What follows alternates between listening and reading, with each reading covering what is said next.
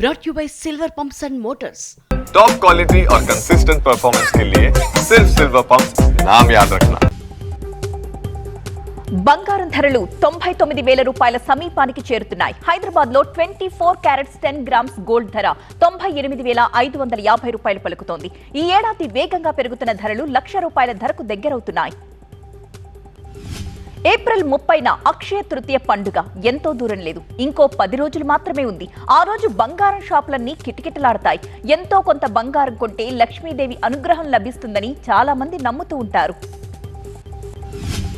బంగారం ధరలు సరికొత్త రికార్డులను సృష్టిస్తున్నాయి.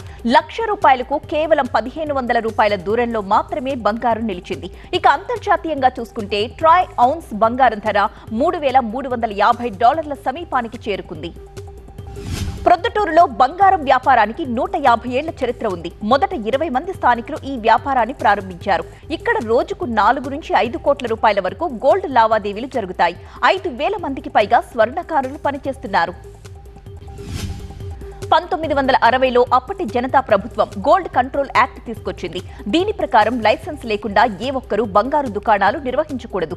అప్పట్లో ఒక్క ప్రొద్దుటూరులో మాత్రం అప్పట్లోనే లైసెన్స్ దుకాణాలు ఉండేవి. అంబేద్కర్ కోనసీమ జిల్లాలో బంగారం షాపులకు వచ్చే కస్టమర్స్ ఆభరణాల రేట్లతో బెంబేలెత్తుతున్నారు. ధనికులు, మధ్యతరగతి ప్రజలు తమ స్తోమతకు తగినట్లు కొనుక్కుంటున్నా సామాన్య ప్రజలు మాత్రం పసిడి వేడిని తట్టుకోలేకపోతున్నారు.